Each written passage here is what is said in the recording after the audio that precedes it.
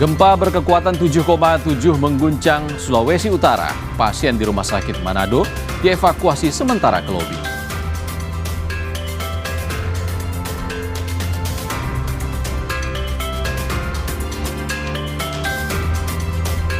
Nilai tukar rupiah yang terus melemah berdampak pada harga bahan pangan berbasis impor. Harga kedelai impor yang naik memaksa produsen tahu di Banjarmasin menaikkan harga jual.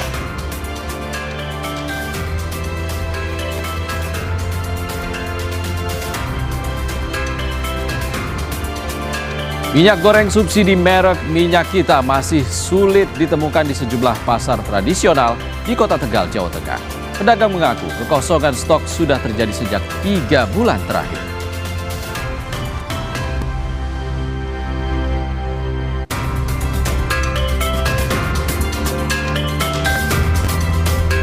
Selamat sore, saudara. Selain 3 sorotan utama tadi, beragam kabar penting dari sejumlah daerah di tanah air akan kami hadirkan untuk Anda selama 30 menit ke depan. Saya Ihsan Sitorus. Inilah Indonesia Update selengkapnya.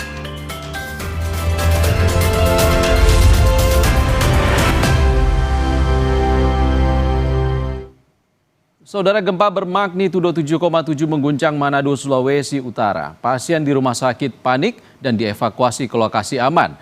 Tenaga medis membawa pasien ke lobi untuk mendapat perawatan sementara.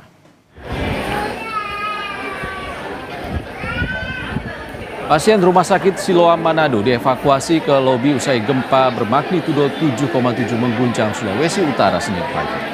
Tenaga medis membantu pasien duduk di kursi dan merapikan selang infus. Suasana sempat panik, keluarga pasien mengaku langsung mencari jalur evakuasi saat gempa terjadi. Data BMKG menyebutkan gempa berpusat di 244 km barat laut Pulau Karatum. Hingga kini belum ada laporan kerusakan.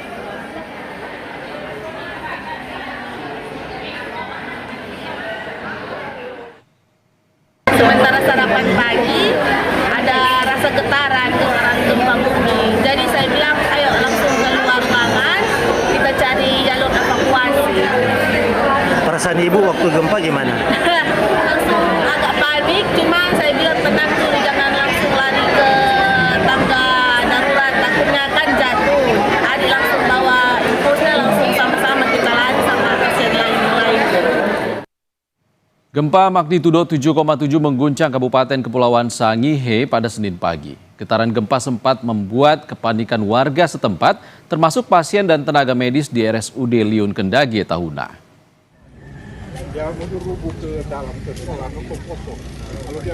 Inilah suasana di Rumah Sakit Umum Daerah Liun Kendage Tahuna di Kabupaten Kepulauan Sangihe, Sulawesi Utara pasca gempa bermagnitudo 7,7. Kuatnya getaran gempa membuat pihak rumah sakit melakukan prosedur evakuasi kepada seluruh pasien, terutama yang sedang menjalani rawat inap. Direktur RSUD langsung melakukan evakuasi dengan memprioritaskan pasien yang sedang dirawat. Pasca gempa, pemerintah Kabupaten Sangihe telah mengimbau masyarakat untuk menghindari aktivitas di kawasan pesisir, serta meningkatkan kewaspadaan terutama jika masih terjadi gempa susulan. Sudah mengevakuasi pasien yang ada di lantai 4, lantai 3, dan lantai 2. Untuk pasien rawat jalan di lantai 1, sudah kami komunikasikan dan dianjurkan untuk kontrol di besok hari. Jadi pasien lantai 1 rawat jalan sudah kembali pulang. Jadi sesuai prosedur, yang lebih mudah dikeluarkan duluan bertahap sampai pada kondisi yang membutuhkan waktu dan peralatan yang lebih kompleks. Untuk pasien-pasien hari ini apakah aman semua, Pak? Pasien dalam perawatan yang saat ini sudah terlayani, bahkan sementara dokter spesialis sementara standby di lokasi ini. Saudara, gempa 7,7 magnitudo yang melanda Sulawesi Utara termasuk wilayah Kepulauan Sangihe membuat warga panik. Warga mulai mengungsi ke lokasi perbukitan ketika peringatan dini tsunami dikeluarkan pihak BMKG. Beginilah suasana warga di Kota Tahuna ketika gempa terjadi sekitar pukul 7 pagi dengan kekuatan 7,7 magnitudo. Warga terlihat mengungsi membawa barang-barang seadanya dan menuju ke lokasi aman di wilayah perbukitan. Belum perbaiki rumah gak sekali ini.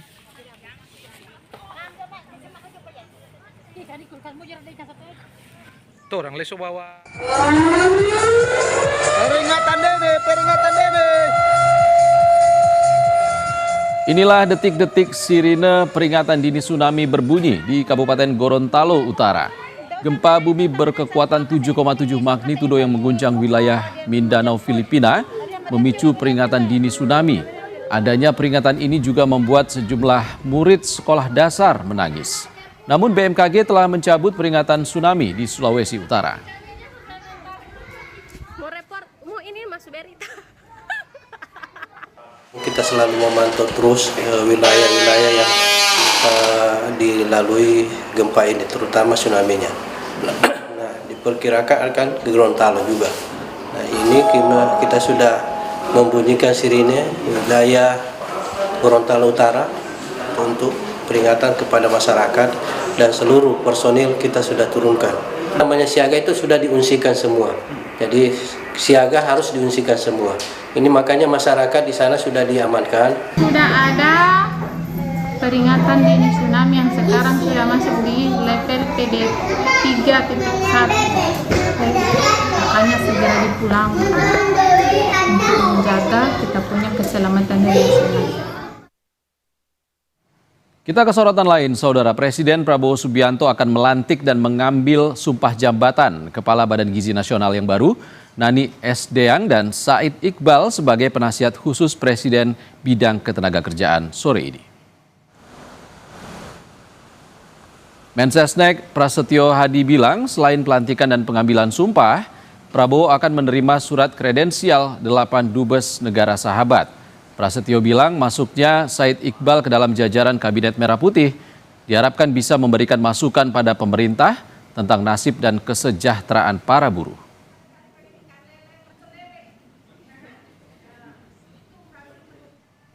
Akan ada pelantikan salah satu pejabat yang akan membantu beliau di pemerintahan yang nanti rencananya juga akan bersamaan diambil sumpah prosesi bersamaan dengan pimpinan Badan Gizi Nasional, yaitu adalah Bapak Said Iqbal yang beliau akan diminta membantu Bapak Presiden berkenaan dengan masalah ketenagakerjaan dan kesejahteraan buruh sebagai bentuk sekali lagi komitmen Bapak Presiden semenjak 1 tahun yang lalu untuk terus bersama-sama kita mencari formula untuk memastikan masalah tenaga kerja dan masalah kesejahteraan buruh itu menjadi prioritas dari pemerintah. Untuk mengetahui situasi terkini di Istana Kepresidenan sudah terhubung jurnalis Kompas TV Alfania Rizky dan juru kamera Veriska Immanuel. Selamat sore, Alfa. Apa agenda Istana hari ini dan siapa saja nama-nama yang akan dilantik Presiden sore ini? Ya, selamat sore Ihsan dan juga saudara. Saat ini agenda awak istana atau awak wartawan istana sedang menantikan agenda kedua dari Presiden Prabowo Subianto untuk melantik pejabat negara, yaitu antara lain adalah 3 kepala BGN, tepatnya ada kepala BGN dan 2 wakil kepala Badan Gizi Nasional. Tadi sekitar 10 menit yang lalu kepala BGN yang baru pengganti Dadan Hindayana yaitu Nanik S. Deang sudah tiba di Istana Kepresidenan Jakarta dengan mengenakan kebaya berwarna biru dan kain batik untuk kemudian mengikuti prosesi pelantikan yang akan langsung dilakukan oleh Presiden Prabowo Subianto. Meski tadi saat kami tanyakan kepada Nanik, dia menyebutkan bahwa baru ditelepon oleh Sekretaris Kabinet Teddy Indrawijaya pada hari ini untuk mengikuti proses pelantikan itu. Dan Nanik menyebut bahwa ia juga akan datang dengan 2 wakil lainnya, tapi memang sampai saat ini belum ada terlihat begitu 2 wakil lainnya, dan 1 pejabat lain yang juga akan dilantik oleh Presiden Prabowo Subianto yaitu Said Iqbal, aktivis buruh sebagai seorang penasehat khusus Presiden bidang ketenaga kerjaan dan kesejahteraan buruh. Dan saat ini menurut pihak istana bahwa agenda pelantikan terhadap 2 pejabat negara atau 2 posisi pejabat negara ini akan dilakukan sekitar pukul 16.30 waktu Indonesia bagian Barat. Dan tadi terlebih dahulu Presiden Prabowo Subianto sudah menerima surat kepercayaan atau letter of credential dari 8 duta besar negara sahabat, termasuk diantaranya ada duta besar Libanon dan juga Palestina, untuk kemudian bisa bertugas secara efektif mewakili negaranya di Indonesia. Dan terkait dengan pelantikan ini sendiri, Menteri Sekretaris Negara Prasetyo Hadi memang menyebutkan bahwa Presiden hanya akan melantik 2 posisi tersebut, dan ia membantah ada isu posisi-posisi lain yang akan dilantik oleh Presiden, atau artinya akan mengarah kepada reshuffle atau otak-atik Kabinet Merah Putih. Ia menyebut Presiden Prabowo Subianto hanya akan melantik 3 kepala Badan Gizi Nasional dan juga penasihat khusus bidang ketenagakerjaan dan kesejahteraan buruh. Ihsan. Jurnalis Kompas TV Alvania Rizky dan juru kamera Veriska Immanuel langsung dari Istana Kepresidenan Jakarta. Terima kasih kawan-kawan. Usai jeda di Indonesia Update, saudara, minyak goreng subsidi merek minyak kita masih sulit ditemukan di sejumlah pasar tradisional di beberapa daerah. Pedagang mengaku kekosongan stok sudah terjadi sejak 3 bulan terakhir.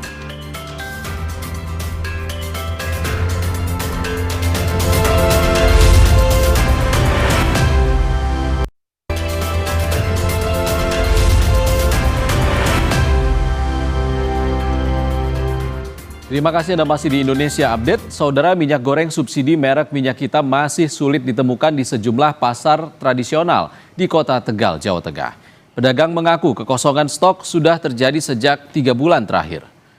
Kelangkaan minyak goreng bersubsidi minyak kita yang masih terjadi sampai saat ini dikeluhkan sejumlah pedagang tradisional di Kota Tegal, Jawa Tengah. Sejumlah pedagang mengaku sudah tidak lagi menjual minyak kita sejak 3 bulan lalu karena pasokan yang tak kunjung datang. Dan hampir 3 bulan tidak pernah mendapatkan pasokan minyak kita dari Bulog. Pedagang juga menyebut jika pun tersedia di pasaran, harga jualnya sudah jauh di atas harga eceran tertinggi atau HET, yakni menembus Rp22.000 per liter. Sebenarnya minyak kita sih peminatnya banyak, cuman karena barangnya nggak ada ya gimana ya. Sudah berapa lama, Bu?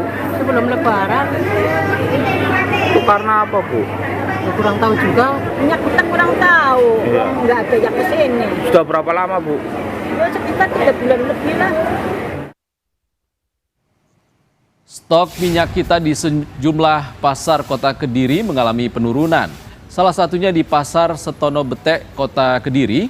Jika sebelumnya pedagang mendapatkan stok hingga 30 karton, kini menjadi 13 karton. Pedagang tidak mengetahui pasti apa yang menjadi sebab adanya pengurangan pasokan minyak kita itu. Jika stok tersebut habis, para warga terpaksa membeli minyak curah yang harganya mencapai Rp22.000 per liter. Pedagang berharap pemerintah memberikan tambahan pasokan minyak subsidi itu agar para pedagang bisa menjual ke warga lebih merata. Pengennya sih stok saya ini ditambah, Mas, biar semua merasakan semua tuh, Mas, rata ya. Ini kan kadang-kadang yang belum kebagian, Bu, saya belum ngambil, belum dikasih, kok nggak dikasih, habis. Gimana lagi, orang cuma sedikit. Ada Lebaran bisa sampai lebih dari 13 karton ya setiap minggunya? Lebih. Sampai berapa, Bu? Ya 30 karton. Oh. Berarti sekarang ada mengalami penurunan di 13 setiap minggunya. Sementara itu, nilai tukar rupiah yang terus melemah mulai berdampak pada harga bahan pangan berbasis impor. Harga kedelai yang naik memaksa produsen tahu di Banjarmasin menaikkan harga jual. Kenaikan harga kedelai memaksa rumah produksi tahu pong di Banjarmasin, Kalimantan Selatan menyesuaikan harga jual tahu pong. Kenaikan menyusul lonjakan harga kedelai impor yang kini mencapai Rp11.500 per kilogram. Kenaikan harga kedelai telah terjadi dalam 2 bulan terakhir. Kondisi ini dipicu melemahnya nilai tukar rupiah terhadap dolar Amerika Serikat yang berdampak pada biaya impor bahan baku. Selain kedelai, kenaikan harga minyak goreng dan BBM juga berimbas ke biaya produksi.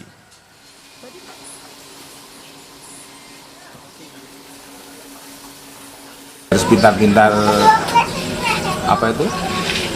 mengelola usaha seperti itu. Memang sekarang ini sulit banget, Pak. Semua naik, kayak minyak naik, kedelai naik. Anak buah ya nggak mungkin digaji semurah mungkin, dia kan nggak bisa hidup juga. Harus menaikkan harga. tapi nggak banyak. Kalau dulu itu kan kisaran 110 per keranjang itu isinya 350, sekarang kita naikkan jadi 120. Insya Allah bisa aja menyukupi seperti itu, bisa bertahan. Sejak kapan sudah kenaikan, Pak? Kurang lebih sekitar 2 bulan. Sementara itu, lonjakan harga ikan terjadi di Pasar Arombai, Ambon. Cuaca buruk di perairan Maluku membuat pasokan ikan berkurang sehingga memicu harga melonjak tajam beberapa hari terakhir. Harga ikan di Pasar Arombai mengalami kenaikan signifikan dalam beberapa hari terakhir. Kenaikan ini dipicu hasil tangkapan nelayan yang berkurang akibat cuaca buruk melanda sejumlah perairan di Maluku. Harga ikan kembung dan tongkol yang diambil pedagang dari pengepul mencapai 1,4 juta rupiah per keranjang. Sementara ikan layang di harga 1,5 juta rupiah per keranjang. Sebelumnya harga berkisar antara 600 hingga 700 ribu rupiah per keranjang.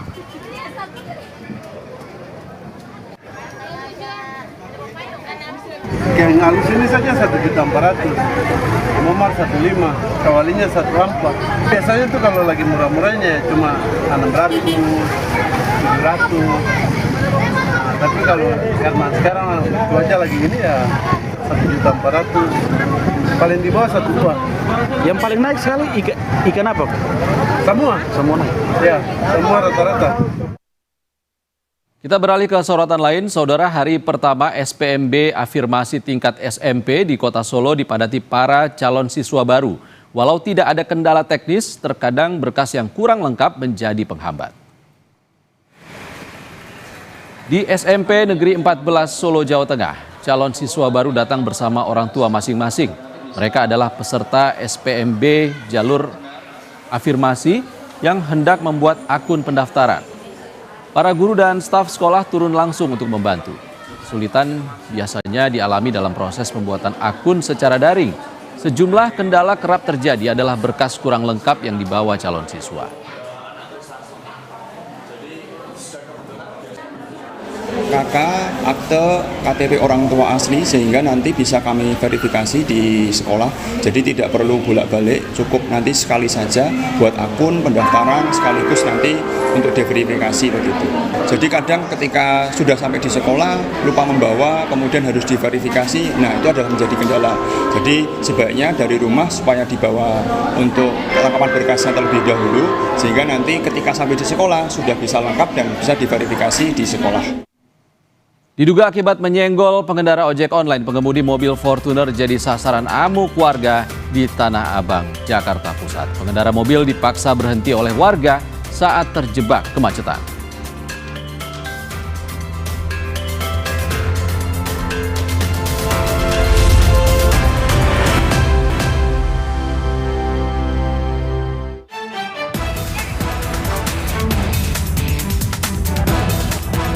Pengendara mobil Fortuner dipaksa berhenti oleh warga di Jalan Kiai Haji Mas Mansur, Tanah Abang, Jakarta Pusat.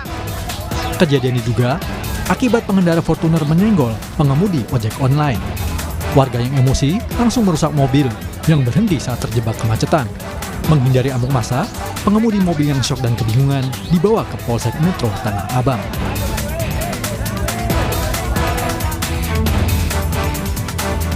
Kebakaran melanda pabrik pengolahan kayu di kawasan industri Candi, Semarang, Jawa Tengah kemarin.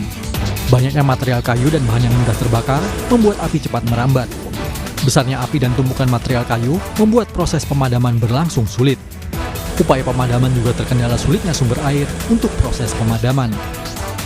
Tak ada korban jiwa dalam peristiwa yang diduga dipicu akibat ledakan mesin dan masih dalam penyelidikan polisi ini. Bentrokan antara anggota TNI dan warga terjadi di kawasan objek wisata Bendungan Wairarem, Lampung Utara, Lampung pekan lalu. Saat itu akan melakukan kerja bakti pembersihan tanaman eceng gondok. Tiba-tiba terjadi bentrokan yang terjadi akibat salah paham dan mengakibatkan saling dorong dan saling kejar. Mediasi perselisihan dihadiri warga, tokoh masyarakat, Pemda, perangkat desa, dan Korem 043.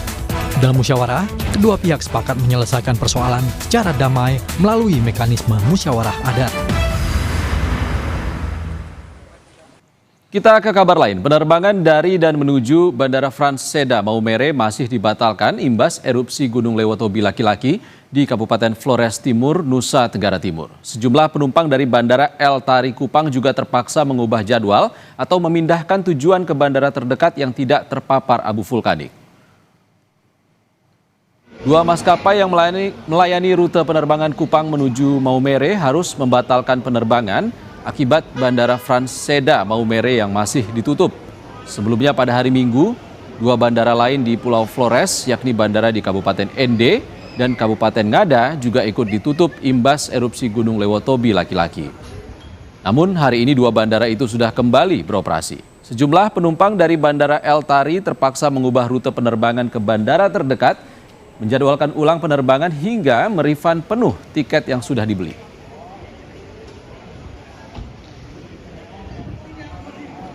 Secara keseluruhan dan sampai hari ini di tanggal 8 untuk tujuan dari Bandara El Tari yang terdampak adalah untuk tujuan bandara ke Maumere sendiri. Secara keseluruhan overall dari tanggal 5 sampai dengan tanggal 8 hari ini terkait dengan hak-hak penumpang yang tidak bisa diberangkatkan dari Bandara El Tari, kami intens dengan pihak maskapai mengkomunikasikan, berkoordinasi terkait dengan apa yang diinginkan oleh penumpang itu sendiri. Adapun beberapa hal yang sudah dilakukan dari tanggal 5 sampai dengan tanggal 7 kemarin pun dengan sampai hari ini skema yang dilakukan oleh penumpang ataupun diberikan oleh pihak maskapai kepada penumpang adalah dengan skema reschedule ataupun refund. Aktivitas Gunung Lewotobi laki-laki masih menunjukkan dinamika yang tinggi dalam beberapa hari terakhir. Erupsi yang terjadi berulang kali menjadi indikasi masih berlangsungnya proses vulkanik di dalam tubuh gunung. Kepala Balai Pemantauan Gunung Api dan Mitigasi Bencana Nusa Tenggara menjelaskan bahwa erupsi Gunung Lewotobi laki-laki dipicu oleh adanya suplai magma yang terus naik menuju permukaan kawah. Selain itu, petugas juga mencatat terjadinya pengembangan atau inflasi tubuh gunung yang telah berlangsung sejak erupsi terakhir pada April 2026 lalu. Kondisi ini menunjukkan adanya penumpukan material magma di dalam gunung yang meningkatkan tekanan dan memicu terjadinya erupsi.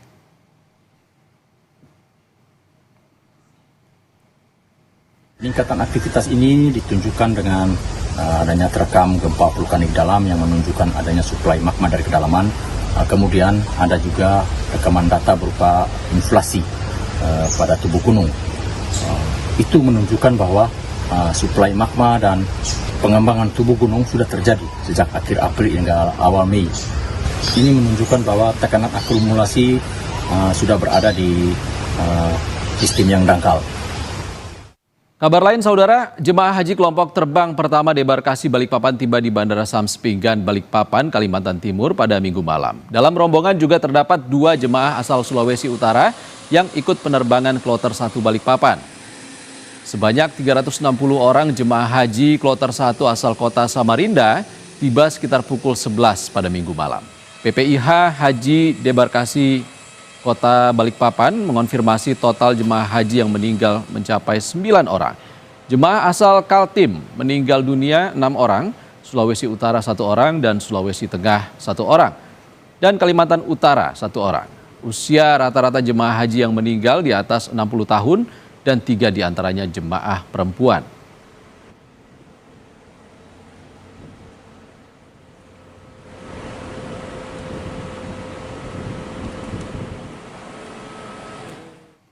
Kami tutup Indonesia Update edisi kali ini, saudara. Saya Ihsan Sitorus pamit. Sehat selalu. Sampai jumpa.